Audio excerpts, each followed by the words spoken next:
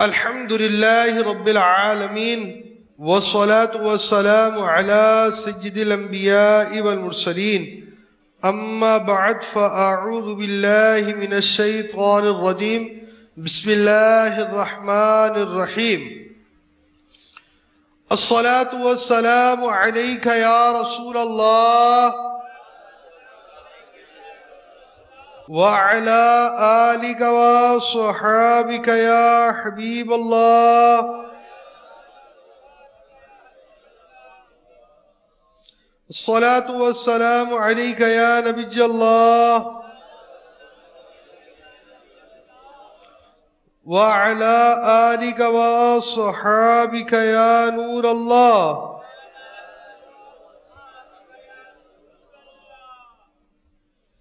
فرمان مصطفیٰ صلی اللہ تعالی علیہ وآلہ وسلم جس نے مجھ پر ایک بار درود پاک پڑھا اللہ تعالی اس پر 10 رحمتیں بھیجتا ہے۔ صلو علی الحبیب صلی اللہ تعالی علی محمد۔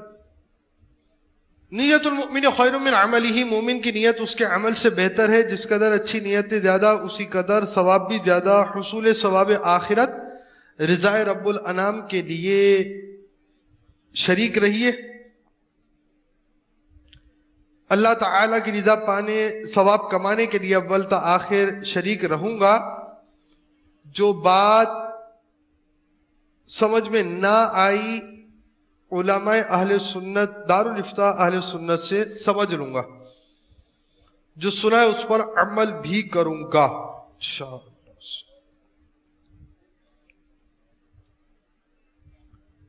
حضرت سیدنا ثابت بنانی قدس سرہ النورانی روزانہ ایک بار قرآن پاک ختم فرماتے۔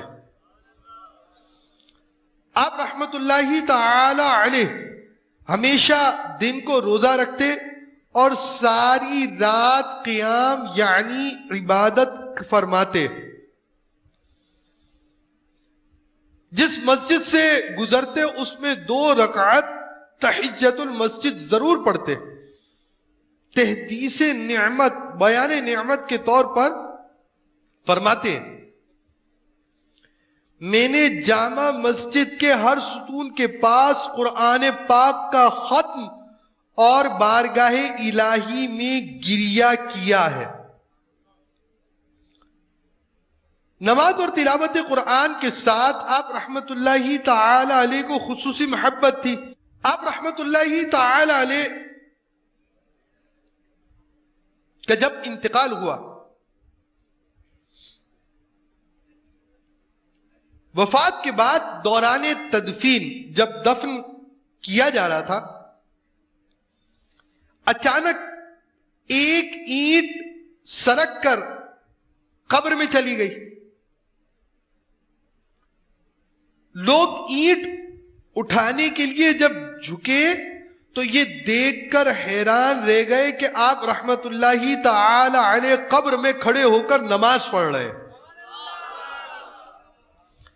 آپ رحمت اللہ تعالی علیہ کے گھر والوں سے جب معلوم کیا گیا تو شہزادی صاحبہ نے بتایا، والد محترم رحمت اللہ تعالی علیہ روزانہ دعا کرتے تھے، یا اللہ عز و جل اگر تو کسی کو وفات کے بعد قبر میں نماز پڑھنے کی سعادت عطا فرمائے تو مجھے بھی مشرف فرمانا۔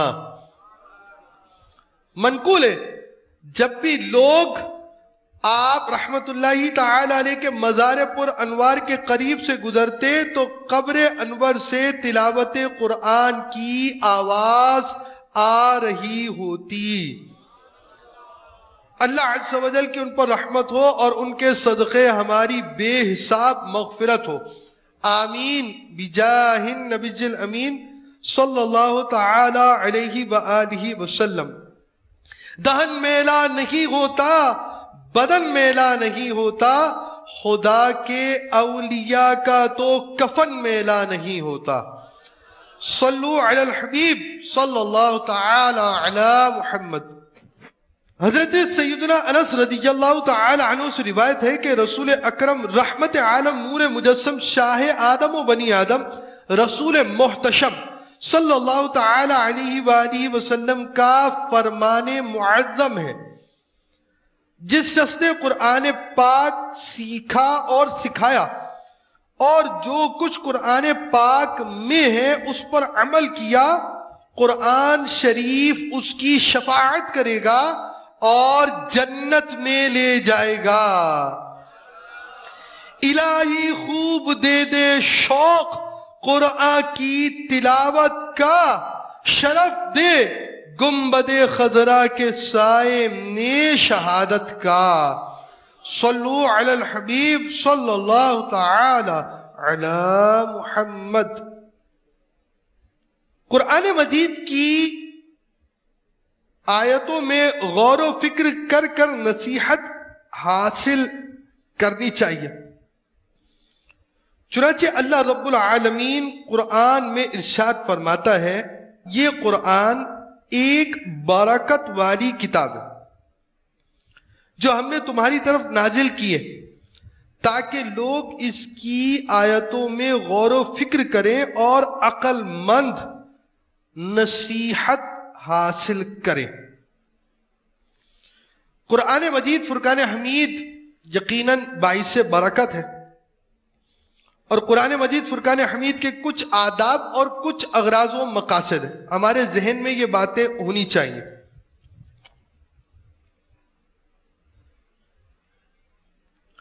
اور قرآن مجید فرقان حمید کی تلاوت کرنے اور پڑھنے کے بھی بہت سے فضائل ہیں۔ چنانچہ اللہ تعالی ارشاد فرماتا ہے، پارہ 22 سورہ فاتر آیت نمبر 29-30، ترجمہ کنز العرفان۔ کنز العرفان یہ کنز الایمان شریف کا آسان ترجمہ کرنے کی کوشش کی گئی ہے کہ آج کی جو ہمارے ہاں آسان الفاظ اردو کے استعمال ہوتے ہیں اس کے مطابق کنز الایمان ہو جائے۔ صراط الجنان دعوت اسلامی کے اشاعتی ادارے مکتبۃ المدینہ نے جو تفسیر قرآن مجید کی شائع کی ہے، چھاپی ہے، اس میں ترجمہ کنز الایمان کے ساتھ ترجمہ کنز العرفان بھی ہے۔ بے شک وہ لوگ جو اللہ کی کتاب کی تلاوت کرتے ہیں اور نماز قائم رکھتے اور ہمارے دیے ہوئے رزق میں سے پوشیدہ اور اعلانیہ کچھ ہماری راہ میں خرچ کرتے ہیں، وہ ایسی تجارت کی امیدوار ہیں جو ہرگز تباہ نہیں ہوگی، تاکہ اللہ انہیں ان کے ثواب بھرپور دے اور اپنے فضل سے اور زیادہ عطا کرے، بے شک وہ بخشنے والا قدر فرمانے والا ہے۔ حضرت عبیدہ ملیکی رضی اللہ تعالی عنہ سے روایت ہے کہ رسول اللہ صلی اللہ تعالی علیہ وآلہ وسلم نے ارشاد فرمایا، اے قرآن والو، قرآن کو تکیہ نہ بناؤ، یعنی سستی اور غفلت نہ برتو، اور رات اور دن میں اس کی تلاوت کرو جیسا تلاوت کرنے کا حق ہے، اور اس کو پھیلاؤ اور تغنی کرو، یعنی اچھی آواز سے پڑھو، یا اس کا معاوضہ نہ لو، اور جو کچھ اس میں ہے اس پر غور کرو تاکہ تمہیں فلاح ملے، اس کے ثواب میں جلدی نہ کرو کہ اس کا ثواب بہت بڑا ہے۔ قرآن مجید فرقان حمید پڑھنے والی ہماری ایک تعداد تو ہوتی ہے جو قرآن پڑھتی ہے، مگر قرآن مجید فرقان حمید جو پڑھا جائے گا اس کی تلاوت کرنے کے حق کو ادا کرنے کی بھی کوشش کی جائے گی۔ میرے آقا اعلیٰ حضرت امام اہل سنت مولانا شاہ امام احمد رضا خان رحمت اللہ تعالی علیہ فرماتے ہیں، بلا شبہ اتنی تجوید جس سے تصحیح حروف ہو، یعنی قواعد تجوید کے مطابق حروف کو درست مخارج سے ادا کر سکے اور غلط خوانی یعنی غلط پڑھنے سے بچے، فرض عین ہے. تو جب بھی آپ قرآن شریف پڑھنے کے لیے آئیں گے تو قرآن مجید اتنا درست ہو کہ جو حرف جہاں سے نکلنا ہے وہاں سے نکلے، صحیح ادا ہو سکے. جہاں نماز کے اندر نماز کے مسائل کا معلوم ہونا ضروری ہے، نماز کی شرائط کا معلوم ہونا ضروری ہے، نماز کے فرائض کا معلوم ہونا ضروری ہے، نماز توڑنے والی باتوں کا معلوم ہونا اور اس سے نماز کو بچانا ضروری ہے، وہاں ساتھ ہی ساتھ ہماری تلاوت جو ہم کر رہے ہیں اس کا درست ہونا بھی ضروری ہے کہ تلاوت درست ہو، جہاں سے جو حرف نکلنا ہے وہ حرف اسی انداز سے نکلے.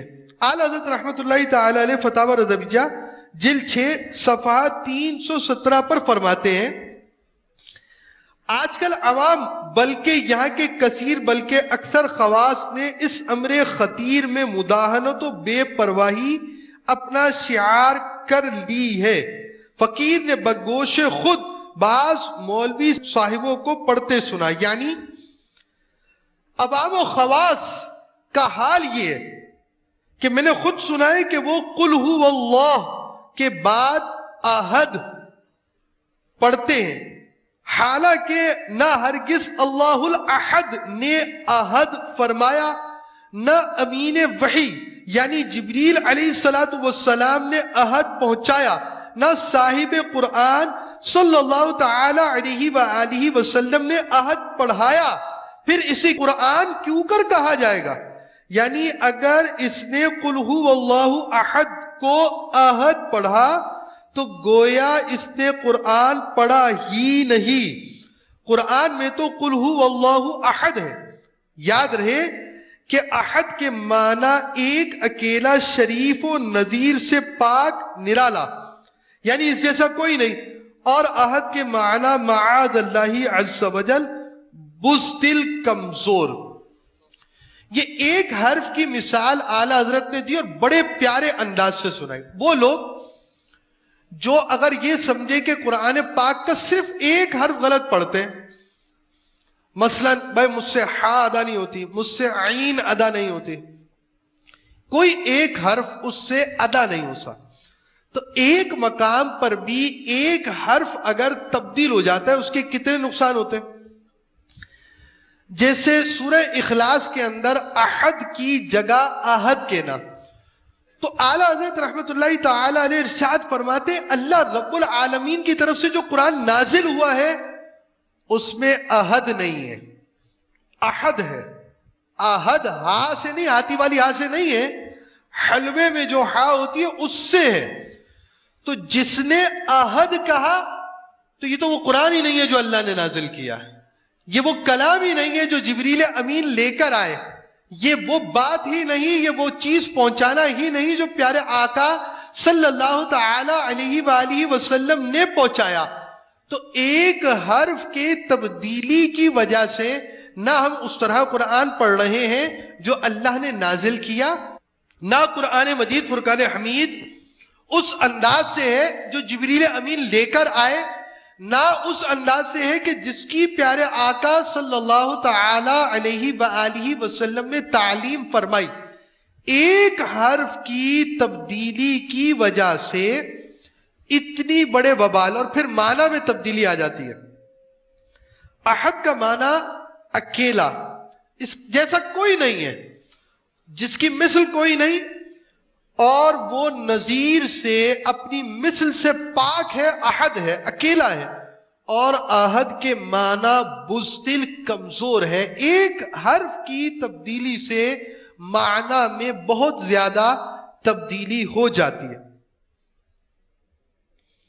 اعلیٰ حضرت فرماتے ہیں وَلِهَذَا أَئِمَّةِ دین تصریح فرماتے ہیں، یعنی صاف صاف علماء نے ارشاد فرمایا کہ اگر کوئی قرآنی حرف غلط ہوتا ہو تو اس کی تصحیح و تعلم یعنی اسے سیکھنے اور صحیح طرح ادا کرنے کی کوشش واجب ہے.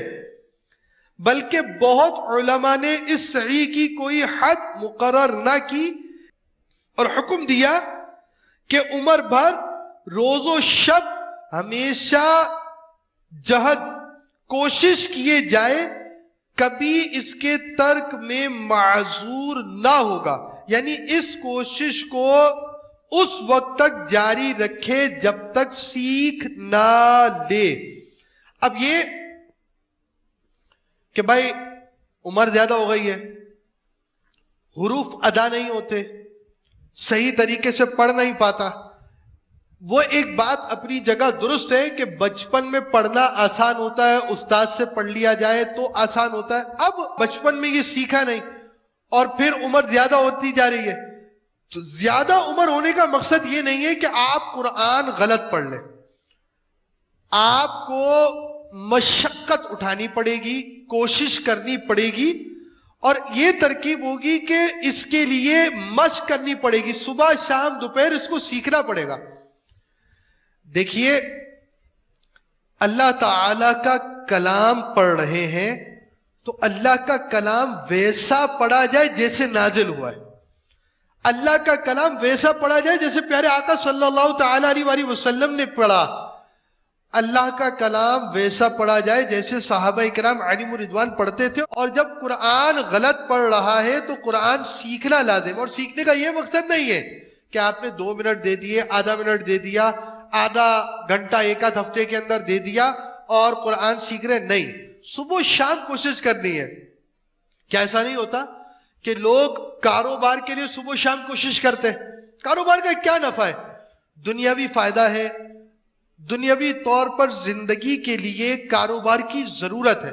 ہاں یہ بھی ضروری ہے کہ جس کے اوپر باقیوں کے دیگر کے نفقے آتے ہیں ان کو پالنا، ان کی پرورش کرنا اس کی شرعی ذمہ داری ہے۔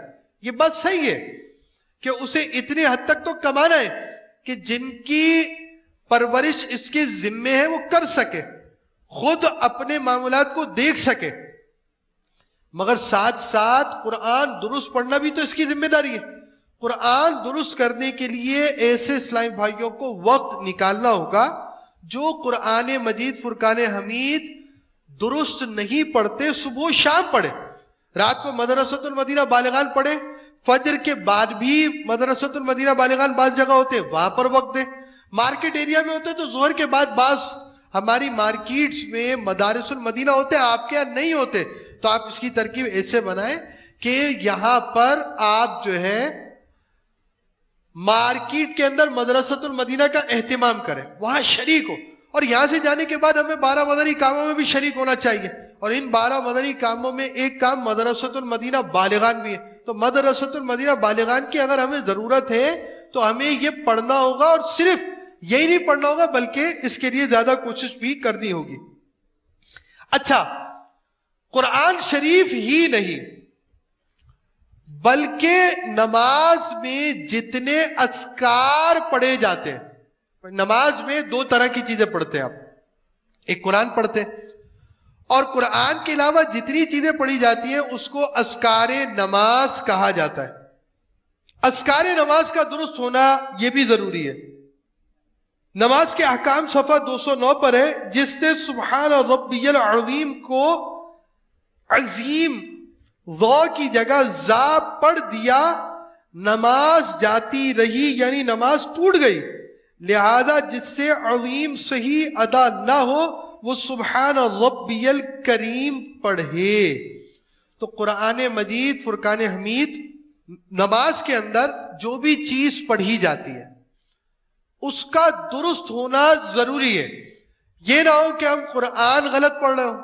اچھا، قرآن کی آیتوں کی اگر ہم نے دہرائی کر لی ہے، سنا لیا ہے، قاری صاحب سے سنا لیا ہے، قاری صاحب نے قرآن مجید جو ہم پڑھتے ہیں، سورہ فاتحہ پڑھتے ہیں، دیگر سورتیں پڑھتے ہیں، وہ ہماری سن لی ہے، اس کی غلطیاں درست کروا لی ہیں، تو یہی نہیں بلکہ نماز میں جو کچھ پڑھنا ہے وہ صحیح ہونا چاہیے۔